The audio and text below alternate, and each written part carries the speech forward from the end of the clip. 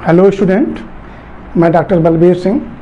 आज एक नया टॉपिक है जो पैरामीशियम, और इसके पहला जो इसके जस्ट पहले का जो टॉपिक बना था, वीडियो बना था, वो था प्रोटोजोआ जनरल स्ट्रक्चर या जनरल कैरेक्टर। प्रोटोजोआ का जनरल कैरेक्टर। देखिए, यह फिफ्थ सेमेस्टर जो बीएससी जूलॉजी है उसके फिफ्थ सेमेस्टर का ये सब फिफ्थ सेमेस्टर के फर्स्ट पेपर का ये पार्ट है, और इसी सीरीज में वीडियो बन रहा है। तो इसको पूरा देखिएगा और लास्ट तक देखिए, और फिर उसको सब्सक्राइब करिए, शेयर भी करते रहिएगा। ठीक है, मैं इसको बता रहा हूँ आपको। देखिए, आपके सिलेबस में है पैरामीशियम, ठीक है, मॉर्फोलॉजी या उसके जनरल स्ट्रक्चर पढ़ने हैं आपको। देखिए, एक आपको स्ट्रक्चर दिख रहा है जो यह माइक्रोस्कोपिक है। यह जो एक्चुअल में जो यह फिगर बना है वह है पैरामीशियम काउडेटम। यह है पैरामीशियम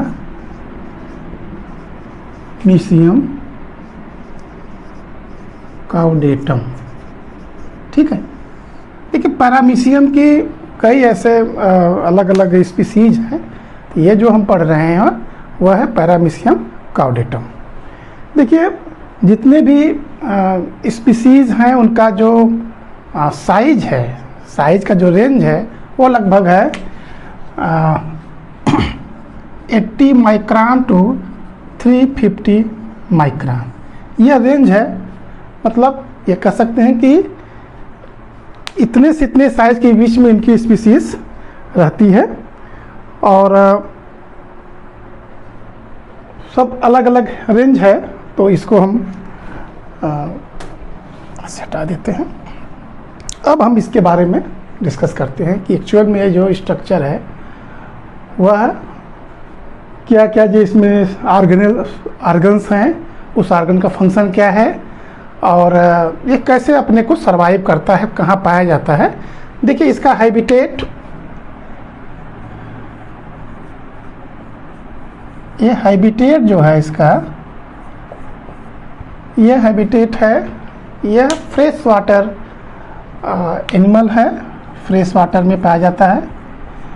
फ्रेश वाटर मीन्स जो भी हमारे आसपास जो रिजर्वायर है, वाटर रिजर्वायर है, हर जगह लेक, डिटेच, पॉन्ड, वहाँ पर ये पाए जाते हैं।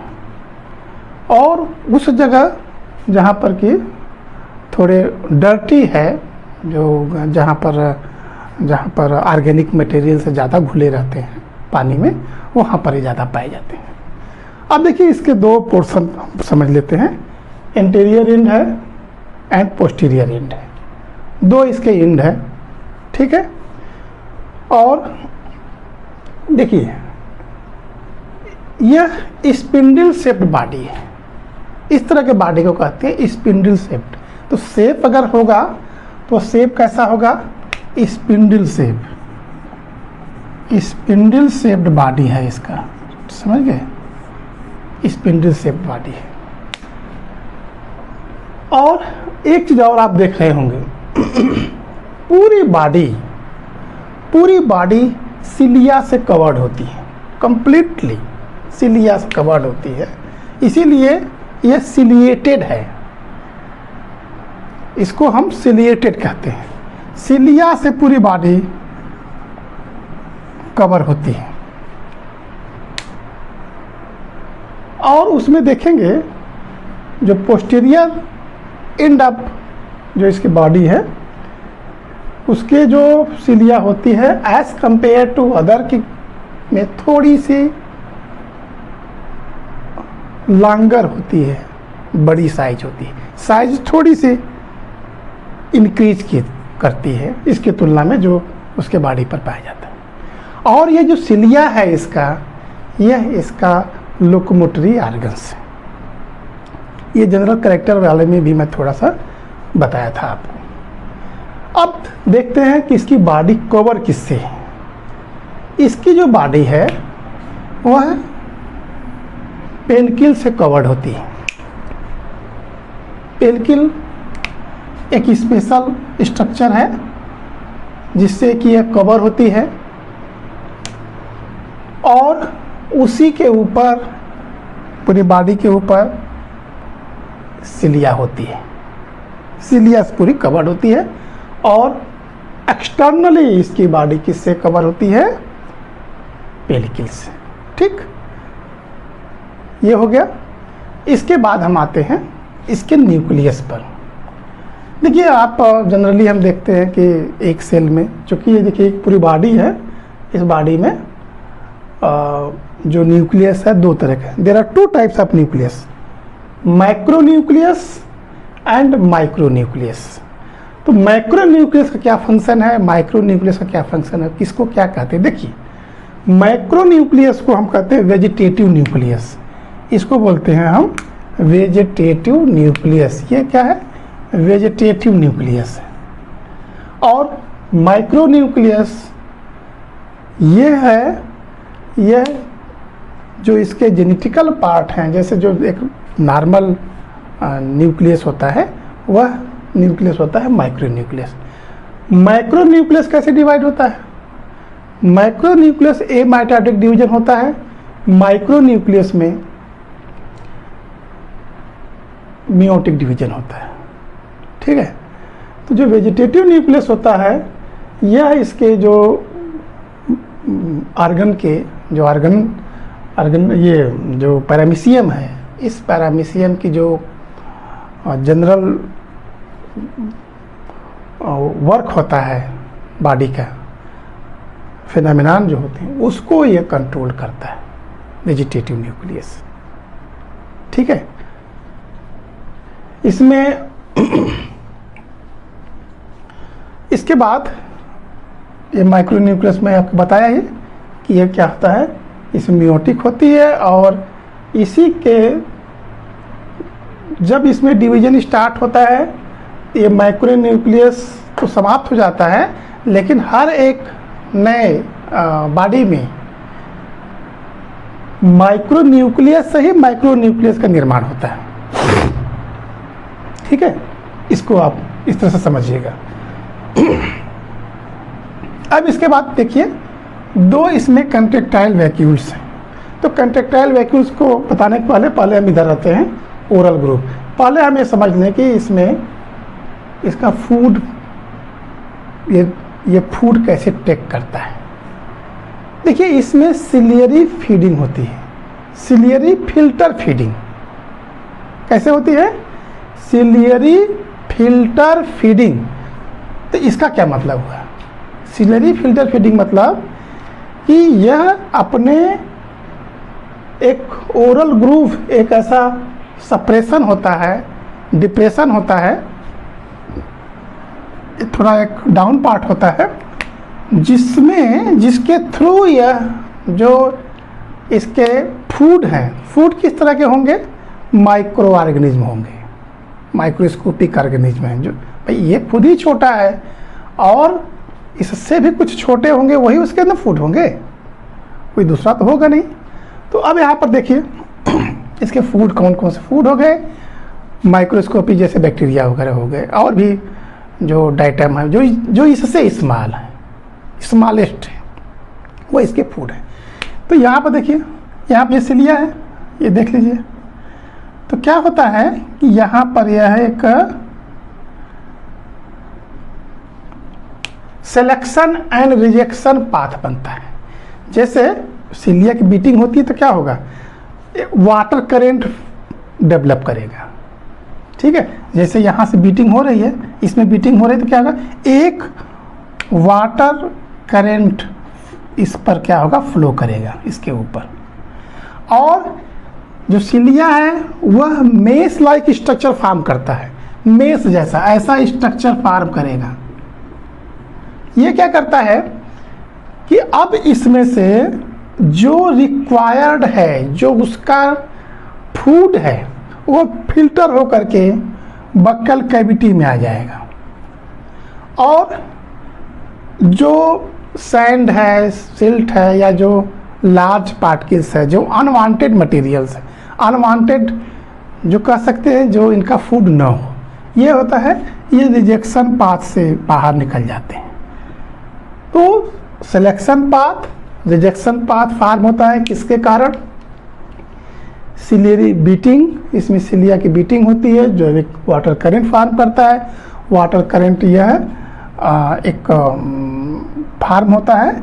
तो फिर जो मेश लाइक स्ट्रक्चर है वह इसमें बनाते हैं और उससे फिल्टर हो करके फूड बक्कल कैविटी के थ्रू, यह साइटोस्टोम्स है, और फिर आ जाता है फूड वैक्यूल्स में। यह फूड वैक्यूल्स है। फूड वैक्यूल्स कह सकते हैं कि फार्मिंग स्टेज में है। फूड वैक्यूल्स फार्मिंग इसलिए है कि ये परमानेंट नहीं होता है। फूड वैक्यूल्स टेम्पररी होता है, अभी बनेगा। जैसे सपोज करिए फूड इसमें इंटर किया, ये बन गया और फिर ये क्या होगा, डिटैच हो जाता है, डिटैच हो जाएगा। अब आप जैसे इस तरह से बन गया, ये इसको इधर से कर सकते हैं, इसको ऐसे कर सकते हैं, ऐसे कर सकते हैं, फिर ऐसे इस तरह से हो जाता है। अभी मैं बता रहा हूँ उसके बारे में। तो फूड इसमें इंटर कर गया, फूड वैक्यूल्स फार्म हो गया। जब ये फूड वैक्यूल्स बन जाता है, जब इसमें कुछ मटेरियल्स इकट्ठे हो जाते हैं, एक्यूमुलेट हो जाते हैं, ये क्या करेगा, फूड डिटैच होकर फूड वैक्यूल्स पर आता है। फिर यहाँ पर एक न्यू फूड वैक्यूल्स फार्म होगा, फूड वैक्यूल्स फिर एक नया बनेगा। ठीक है, अब देखो अब क्या होगा, ये अलग हो गया। अब ये अलग हो गया तो इस बॉडी में वो सर्कुलेट करता है, तो इसको बोलते हैं साइक्लोसिस। अब इसको समझिएगा, एक पार्ट है साइक्लोसिस। तो साइक्लोसिस में क्या होता है, साइक्लोसिस में क्या होता है कि जो फूड वैक्यूल्स है यह पूरे बॉडी में सर्कुलेट होता है। तो सर्कुलेशन क्यों होता है, उसके लिए एक कारण ऐसा है कि ये जो फूड है इसमें प्रोटीन भी हो सकते हैं, कार्बोहाइड्रेट भी हो सकते हैं, बेसिकली दो तरह के हो सकते हैं। तो आपको मालूम है कि जो इसके एंजाइम्स होते हैं, एंजाइम्स इसके बॉडी में होते हैं, वह उसको डाइजेस्ट करते हैं। ऐसे सर्कुलेट कर रहा है ना, तो सर्कुलेशन के समय इसमें डाइजेशन होगा। प्रोटीएजेज एंजाइम हो सकते हैं, माइलेज एंजाइम है, इसको क्या करेगा, इसके फूड को डाइजेस्ट करेगा। डाइजेशन के बाद देखिए, यहाँ से मैंने एक एरो के हिसाब से बनाया है, यहाँ से अलग हुआ, फिर ये इधर आ गया, ऐसे पूरे बॉडी में सर्कुलेट होता है। अब देखिए पूरे सर्कुलेशन के बाद जो अनडाइजेस्टेड मटेरियल्स होते हैं, अनडाइजेस्टेड मटेरियल जो बॉडी के लिए हार्मफुल है, मतलब यूज नहीं है, अनयूज्ड है, वो क्या होगा, इसके माध्यम, देखिए यह है क्या, साइटोपाइज या सेल एनस कहते हैं, सेल एनस कहते हैं, यह साइटोपाइज, इसके थ्रू ये रिमूव्ड आउट होता रहता है, मतलब बाहर निकलते रहते हैं। ये बहुत इंपॉर्टेंट चीज़ समझ लीजिए आप, इसके भोजन को आना, फिर साइक्लोसिस की डाइजेशन, और फिर इस सेपरेट हो जाता है। तो कभी भी पूछता है what is cytopyge, what is cell anus, तो सेल एनस क्या है, यह यूज होता है, यह कह सकते हैं कि इसके थ्रू एक स्मॉलेस्ट छिद्र है बॉडी में, जिसके थ्रू जो अनडाइजेस्टेड मटेरियल्स है बॉडी के, वो बाहर निकलता है। तो हो गया, तो न्यूक्लियस हो गया, यहाँ पर इसके बारे में हो गया food vacuoles, oral group, buccal cavity के विषय में आपको बताया गया। अब मैं आपको बताऊंगा ये कंट्रैक्टाइल वैक्यूल्स, बहुत most important part of the body. Contractile vacuoles ये एग्जिस्ट करते हैं, एग्जिस्टेशन होगा कब तक, जब तक ये वाटर में प्रॉपरली हैं। क्या करेंगे ये, अब देखिए इसी से रिलेट है, किससे, जो फूड वैक्यूल्स जो बन रहे हैं, जो फूड इसके अंदर इंटर कर रहे हैं, उसी से रिलेटेड है, समझिए। अब देखिए होता क्या है, एक वे फार्म कर रहा है, एक वे बन गया, एक पाथ बन गया बॉडी के अंदर वाटर इंटरिंग का, तो क्या होगा, इसके थ्रू वाटर इसमें एक्यूमुलेट होते हैं, इकट्ठा होते हैं किसमें, इसके बॉडी में। अगर पानी आ रहा है, वाटर इंटर कर रहा है, इसका मतलब बॉडी के अंदर वाटर की मात्रा बढ़ती जा रही है। अगर उसको बाहर नहीं निकालेंगे तो क्या होगा, बॉडी ब्रस्ट कर जाएगी, फट जाएगी। इसके लिए क्या है, इसमें कंट्रैक्टाइल वैक्यूल्स हैं। देखिए कंट्रैक्टाइल, ये रेडियल कैनाल है और अंदर कंट्रैक्टाइल वैक्यूल्स है, ठीक है। ये जो रेडियल कैनाल होते हैं वो 6 से लेकर 10 हो सकते हैं, 6 to 10 हो सकते हैं, ये इसकी संख्या हो सकती है, समझ गए। अब क्या होगा, वाटर एक्यूमुलेट होता है, तो इसमें जो रेडियल कैनाल है, रेडियल कैनाल एक्सपेंड होता है, एक्सपेंडेड होते हैं। और यह रेडियल कैनाल क्या है, यह कंट्रैक्टाइल वैक्यूल्स, या कह सकते हैं कि इसके जो पेलिकल है, पेलिकल में एक छोटा सा छिद्र होता है, इसके बॉडी में छोटा सा छिद्र होता है, जिसके थ्रू ये वाटर निकलता रहता है। अब एक चीज़ और समझिएगा, ये पोस्टीरियर है, एक इंटीरियर है। हमेशा जो पोस्टीरियर है एज कंपेयर टू इंटीरियर, मतलब जो इस वाला भाग के कंपेरिजन में ये फास्ट वर्क करता है, ये फास्ट वर्क करता है। क्यों फास्ट वर्क करता है, क्योंकि वैसे यह तो करते हैं अल्टरनेट, लगभग अल्टरनेट पल्सेशन होता है, बाहर पानी को बाहर निकालते हैं, लेकिन जो पोस्टीरियर है वो फास्ट करते हैं। क्यों करते हैं, क्योंकि अब आप देखिए ये oral groove, buccal cavity, food vacuoles का पोर्शन किस तरफ है, पोस्टीरियर बॉडी की तरफ है ना। तो यहाँ पर क्या होगा, वाटर का एक्यूमुलेशन, वाटर का प्रेशर, वाटर का एक्यूमुलेशन इंटीरियर की तुलना में ज़्यादा होता है। इसलिए ये जो पोस्टीरियर कंट्रैक्टाइल वैक्यूल्स है ये फास्ट वर्क करती है और अधिक से अधिक वाटर को एक्सपेल्ड आउट करती है, बाहर निकालती है। क्लियर कर लीजिएगा, इंटीरियर की तुलना में पोस्टीरियर फास्ट वर्क करते हैं, समझिए। तो अब आप हो गया ये कंट्रैक्टाइल वैक्यूल्स, न्यूक्लियस और फूड वैक्यूल्स, साइटोफाइल, सेलेनस, सिलिया, लगभग 4 माइक्रोन के आसपास होती है ये साइज। और अब इसके बाद जो हम डिस्कस करेंगे,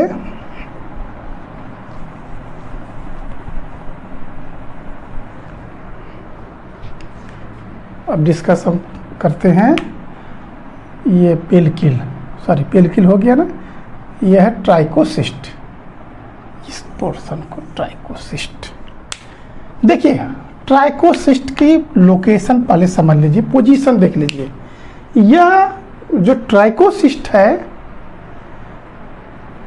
इसकी साइज 4 माइक्रोन होती है। 4 माइक्रोन ये नॉर्मल, अनडिस्चार्ज, यह डिस्चार्ज एंड अनडिस्चार्ज्ड दो अलग अलग इसकी साइज होती है। अभी मैं बता रहा हूँ उसके बारे में। ये देखिए इसकी पोजीशन क्या है, पेलिकल के just beneath the pellicle and alternation of cilia. Cilia के अल्टरनेट, जहाँ पर सिलिया होगी वहाँ वो नहीं पाया जाएगा, उसके बगल में, या कह सकते हैं कि 2 सिलिया के बीच में एक ट्राइकोसिस्ट, 2 सिलिया के बीच में एक ट्राइकोसिस्ट होती है, ठीक। ये क्या होता है, यह इसके बॉडी को एक तरह से कह सकते हैं offensive and defensive organ. Offensive defensive मतलब सुरक्षा का, अगर कहीं लगता है कि नहीं कोई इसके ऊपर अटैक कर रहा है तो ये डिस्चार्ज हो जाएगा, ये डिस्चार्ज हो जाता है, ठीक है। और यह 2 पार्ट इसके होते हैं लगभग, और देखिए इस तरह से होते हैं।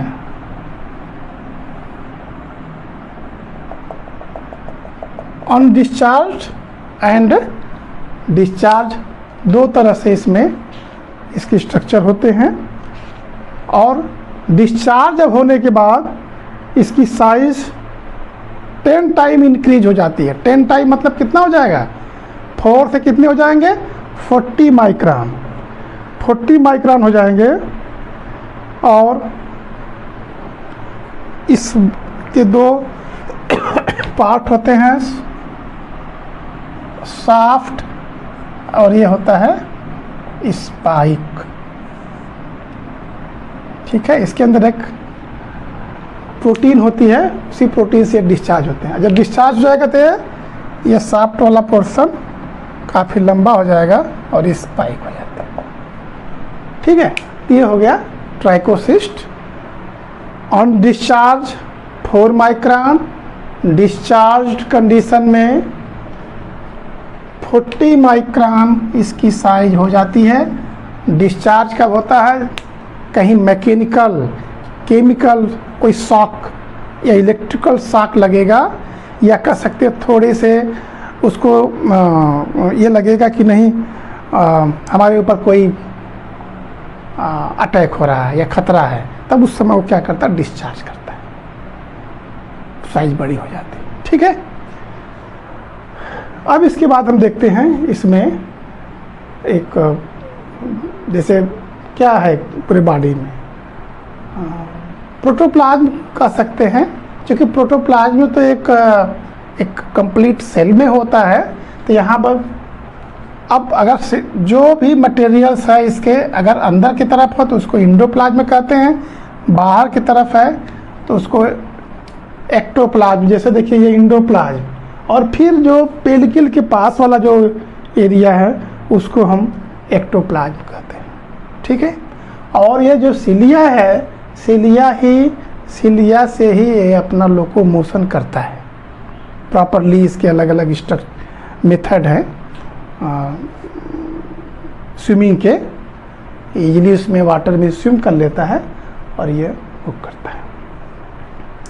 ठीक है, अब इसमें जो इसके स्पीसीज हैं, किसी किसी को पैरामीशियम मल्टी माइक्रोन्यूक्लिएट्स, पैरामीशियम ये कॉर्डेटम है, तो जो कॉर्डेटम है उसमें 1 माइक्रो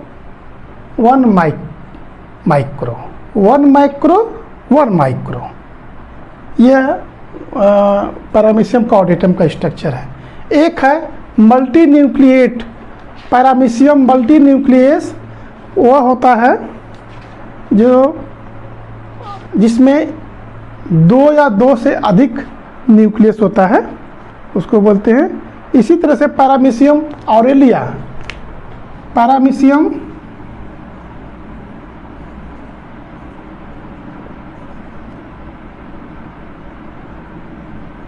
ऑरेलिया, पैरामीशियम ऑरेलिया में 1 माइक्रो एंड 2 माइक्रो। ठीक है, 1 माइक्रो 2 माइक्रो। पैरामीशियम कॉर्डेटम में 1 माइक्रो 1 माइक्रो। ये अलग अलग इसकी स्पीसीज हैं और अलग अलग इसमें ये कंडीशंस हैं। तो ये जितने भी पार्ट्स थे मैंने उसको समझाने का प्रयास किया है। और इसको आप ये चूँकि उसमें सिलेबस में केवल मॉर्फोलॉजी है तो तो मॉर्फोलॉजी वाला पोर्शन मैंने आपको बता दिया है। अब जो नेक्स्ट वीडियो होगा वह इसके रिप्रोडक्शन होंगे, तो ज़रूर देखिएगा। इसके पहले के भी वीडियो बने हैं, एक सीरीज में बन रहे हैं, आप उसको देखिए, शेयर करिए। और कोई भी अगर डाउट हो तो आप कमेंट बॉक्स में लिखिए। कुछ बच्चे हैं जो कमेंट लिख रहे हैं कि सर एक कंप्लीट वीडियो बने या एक लंबा वीडियो बने। मेरी कोशिश है कि आपको अधिक से अधिक देने की कोशिश करें। अगर कुछ उसमें आपको ये लग रहा है कि नहीं ये चीज़ें उसमें मेंशन हो तो वो भी किया जाएगा।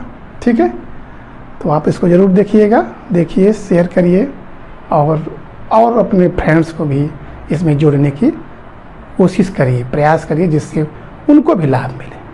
ठीक, तो थैंक यू।